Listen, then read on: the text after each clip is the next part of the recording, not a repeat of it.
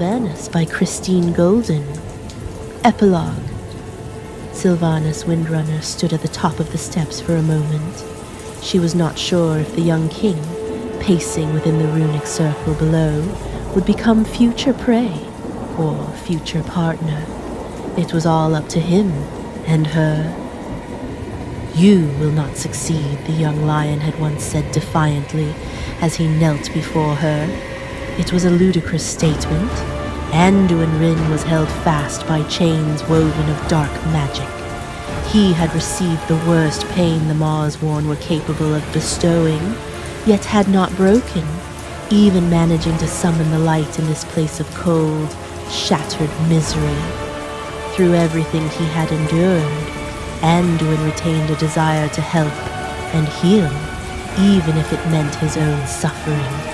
And that display had intrigued the jailer, he who ruled this realm of torment, he with whom Sylvanas had allied. The jailer wanted to use this shiny new weapon immediately, but something had stirred within the Banshee Queen, something she couldn't quite explain. Was it hubris that compelled this desire to see her greatest enemy sway to her side? You've seen what he can do when he believes in the cause. Their first encounter had not gone well. She hoped this one would yield better results. The jailer had granted her the measure of patience she requested, but he would not wait forever.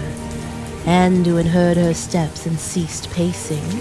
He turned to face her, his blue eyes regarding her emotionless face. Then he dropped his gaze to the tray she carried. "I find myself wondering what that is, and where you obtained it. Do you think you're the only mortal in the Shadowlands?" His eyes widened slightly. "So, my friends are still here. You're slipping, Sylvanas." Sylvanas continued down the stairs. "Not at all. I told you before, no more secrets, no more lies. I do try to think the best of people, but I lost hope in you even before the war." That surprised her, but she did not show it. "This is not a place for hope, little lion, but it is a place for reason. Overly gentle and trusting you may be, but I do not think you a fool." "I see. You're going to attempt to convince me that I should help the jailer destroy the cycle of life and death." He laughed softly, shaking his head. "No, I am certainly not the fool here." Sylvanas had reached the invisible border of Anduin's prison. She could enter and exit as she wished, and the tray of food and water passed easily through the barrier. She knew he had not had water for a day, had been denied food even longer. Yet Anduin simply glanced at the food, then back at her with narrowed eyes. Sylvanas pushed down her irritation and bit back a sharp retort. Then, to his visible surprise, she sat on the stone floor and cocked an eyebrow at him. "Eat. I do not need to resort to poison. Any harm I wish to do, you would not be able to prevent." No. So this was how it was to be. It was fine with her. He was quite literally a captive audience, and she had come to say much. "I told you before, we wish you to join us willingly. I know you have empathy and compassion. That has been a weakness for you, but also a strength. So I will tell you how it was that I came to be the jailer's partner, and why I think you should be too. I will share with you things I have shared with no one before." It cost her nothing. Anduin would serve, or he would be used. Either way, any words spoken within these dark halls would never be shared with another mortal soul, not when her victory was so close at hand. Anduin cocked his head and looked at her searchingly. As if mocking her, he sat, somehow graceful, if clanking, in his armor. He reached for the water, toasted her, and drank. "Go on then, Sylvanas Windrunner. Tell me these truths you have never shared. It would seem I have nothing but time." Part one with love and courage. Vereth Windrunner, Chapter 1. Let me see, Verisa begged. The balcony walls, white and curving as the throat of a swan, were too tall for her to peer over, and Sylvanas sighed.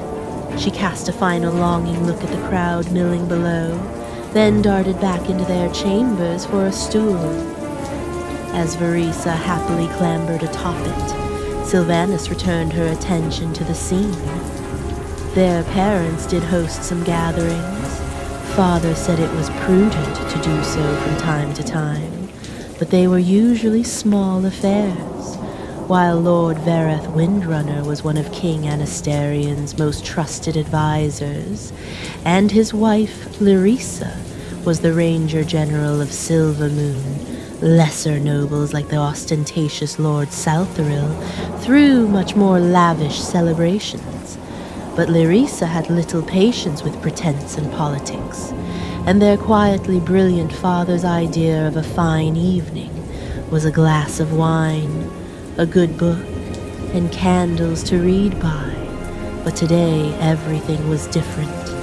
Some of those gathered at the base of the spire were nobility like the Windrunners.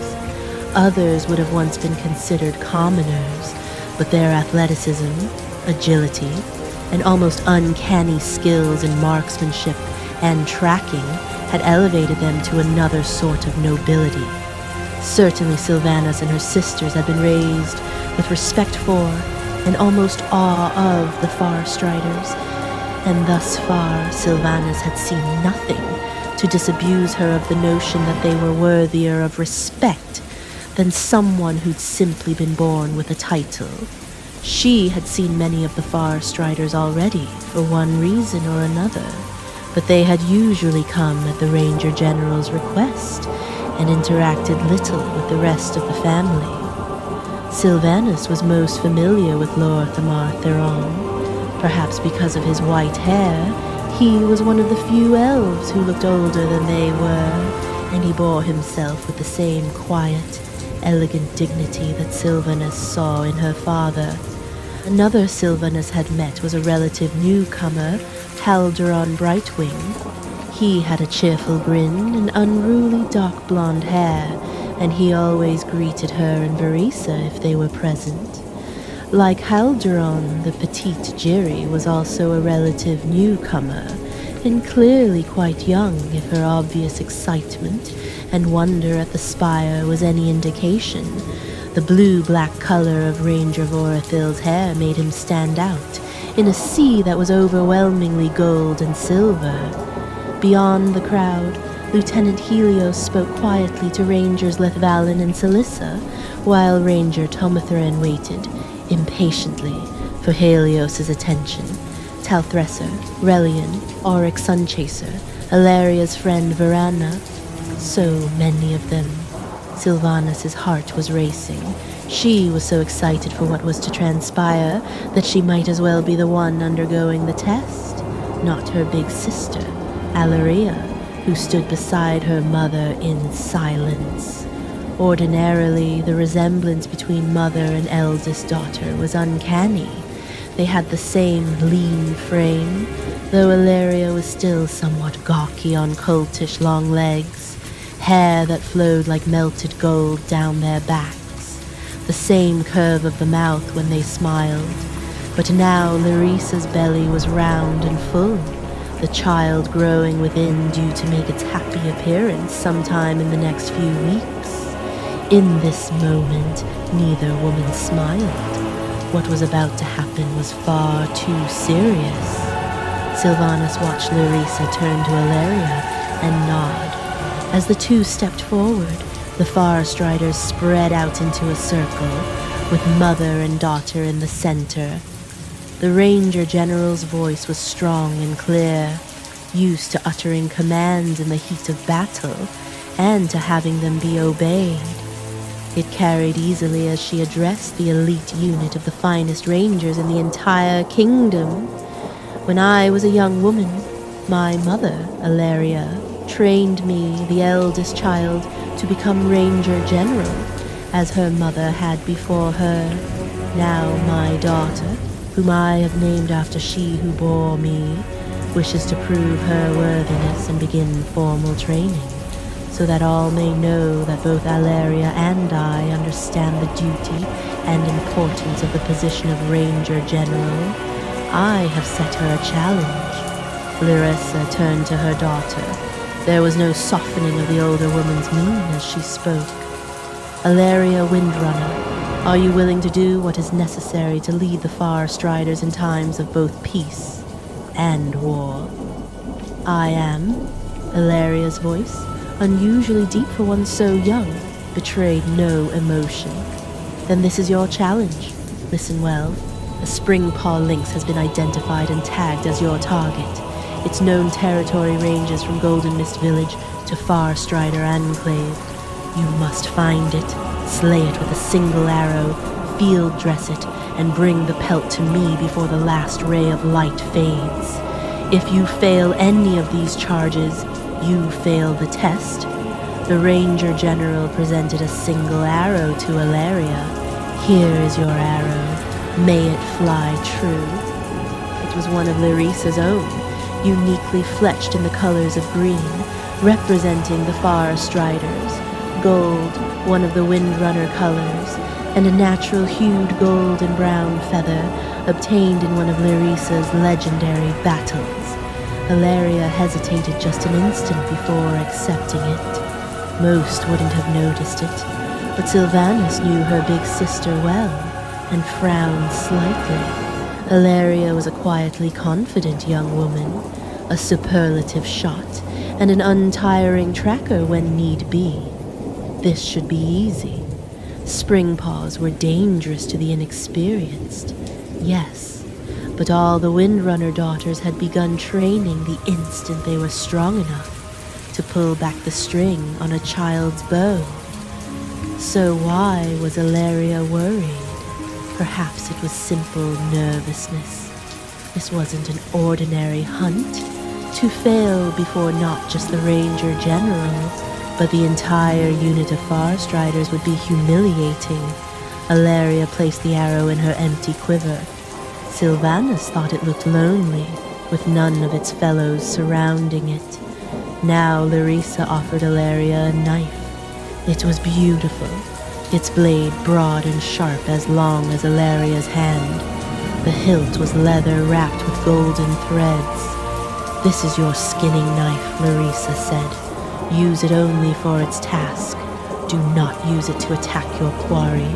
I will examine the pelt afterward, and I will know if you do." Alaria nodded, accepting the knife and slipping it into its sheath. Finally, Larissa placed a small sack in her daughter's hands. "Water, bread, and dried meat," she said. "Enough for a single meal. If you grow hungry, you are permitted to gather food." Alaria fastened the pouch securely to her belt. A small, warm hand, slightly sticky with melon juice, slipped into Sylvanas's. Still not eye to eye with her sister, even on a stool, Larissa asked with a furrowed brow. "Is Lady Sun going to be all right?" "Of course," Sylvanas replied, squeezing her hand. "Alaria is going to be just fine. It's only a Springpaw. I bet even you could bring down one of those." Her eyes lit up. "You think so? Well, maybe not right this minute, but very soon." Beaming, Larissa returned her attention to the crowd below them. Larissa placed her hands on her eldest daughter's shoulders, though the gesture was not affectionate, but firm. "If you succeed, we will begin the training." Alaria squared her shoulders. "Springpaw, I name you Prey." It was a formal phrase, the Far Strider equivalent of a vow. Larissa stepped back and brought a fisted hand to her heart in the Far Strider salute.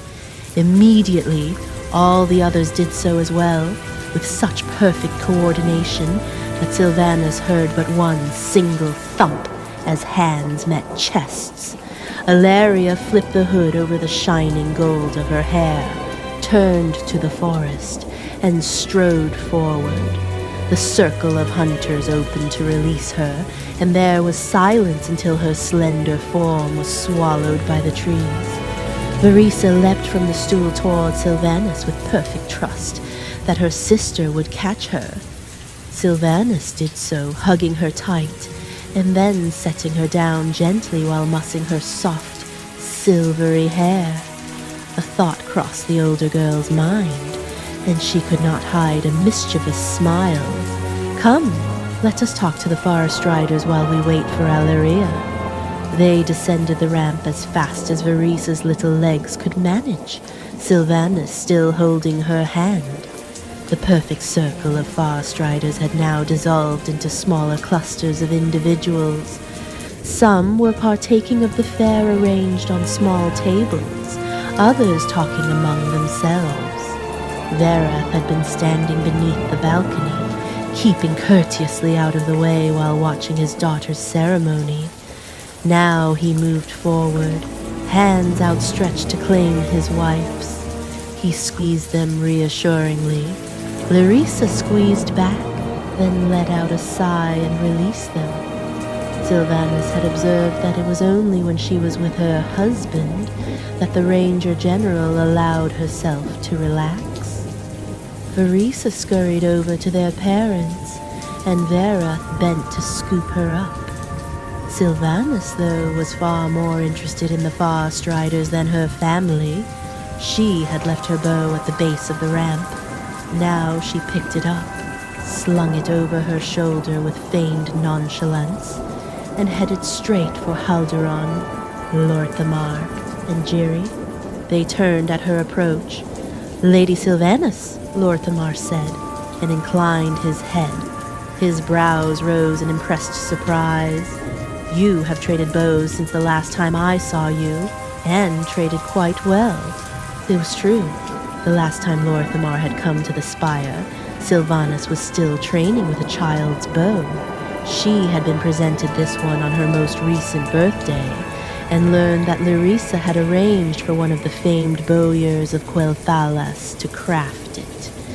It had been carved from dark wood, polished till it gleamed, and inlaid with swirls of gold that spelled out her name. "It is beautiful, yes," she said, trying to sound casual. "But what's more important is that the draw is smooth as silk, and the valley nice and comfortable. Care to see me shoot?" "Not at the moment, no," Lorthamar said. "I am sure you're quite good. You know, it is said your mother showed promise from a young age as well. Many here were present at the Battle of 7 Arrows, and they still speak with wonder at her skill on that day." It wasn't quite hero worship in his eyes. Lorthamar was much too grounded, but he regarded Larissa with the deepest respect for a moment, then turned back to Sylvanas. "You have her steady hand," he said, smiling slightly, "and I imagine you'll be just as fine an archer. The Battle of 7 Arrows was a wonderful story, all the better for being true." But Sylvanas had heard it brought up so often, it was all but meaningless to her now. "Well," she replied, hiding her disappointment, "I bet you will be telling stories about me when I join the Forest Riders." Lorthamar inclined his head courteously, but Halduran smothered a smile. "That seems a way off." "Not that far," Sylvanas shot back. "You're hardly ancient." Vorithil tried to cover his smirk. "She has you there," Lorthamar said. "Sylvanas, we are all waiting for Alleria right now. No one wants to leave until she returns." "Why not?" Sylvanas wondered. Alleria had a lengthy list of tasks to accomplish. That would surely take several hours. Track the animal, dispatch it with an arrow, skin it, and return. Nevertheless, she had seen her father's diplomacy in action, enough to know when not to press a point. Besides, if Lorthamar was correct, none of the Forest Riders would be leaving any time soon, which meant she could talk to all of them. They were the kingdom's main military force. Few citizens were more respected than they. She wished that she could at least see them shooting, but she would likely learn a great deal just by talking and listening to them. The hours passed. By the time the midday meal was served, Sylvanas had spoken with every single one of her heroes. She was now hungry and growing bored with the whole thing. Why did Illyria's trial have to be so lengthy? Larissa was now seated, rubbing her enormous belly absently as she gazed where Illyria had gone. Sylvanas approached her father, who was sitting on the grass with Varissa's head in his lap. He put a finger to his lips and Sylvanas nodded. Varissa, she knew, had been up all night, refusing to sleep out of sheer excitement. Sylvanas, too, had not slept, though she was less obvious about it. She pushed away any drowsiness and chewed on a slice of bread and cheese as she sank down next to Vera. "How long do you think this will go on?" Sylvanas whispered.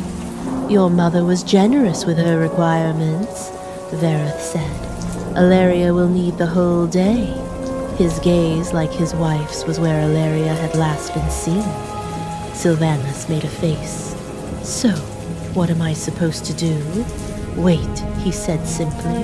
"Or whatever else you wish, my dear. You are not a far strider. You may come and go as you please." "I just might then," Sylvanas replied. She followed her father's gaze. You do think Illyria will succeed?" "She excels at all she has been asked to do," Verith said. "That's not an answer." "No, it is not," her father said. "I like you better as a father than a diplomat," Sylvanas said. She had learned long ago there was no point in pressing him when he put on his advisor robes, as Illyria called it. "It is fortunate for you that I am both," he replied with a grin and a wink. This was true. Many times Sylvanas had seen him smoothly interject himself into conversations between Larissa and others when things began to grow heated, because she knew she wouldn't get anything more from him. Sylvanas grunted in exasperation and rose, polishing off the light meal and reaching for a delicate spun-glass chalice of fruit nectar to wash it down. She went to the family armory and grabbed a quiver and a handful of arrows. She was itching to move, to jump from bough to bough of the beautiful golden-leafed, white-barked trees, to test her own skill at moving silently and shooting cleanly while her sister was doing the same. Sylvanas made certain her departure wasn't noticed, and once she was out of sight of the gathered far striders, she veered back toward the direction Illyria had been heading. Something was going on, and Sylvanas wanted to know what. She'd felt the tension in the group, tamped down but present. Lord Thamar's words were curious, and her father's evasiveness had only increased her suspicions. Even Larissa seemed anxious, and that was highly unusual. Sylvanas, just like her sister, had no idea which specific springpaw had been selected as Illyria's quarry. How would Illyria go about finding it?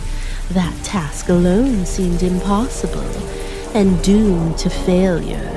The practical thing would be to start with the pride that was closest to Windrunner's spire. Her mother would not have selected a beast as far away as, say, the West Sanctum.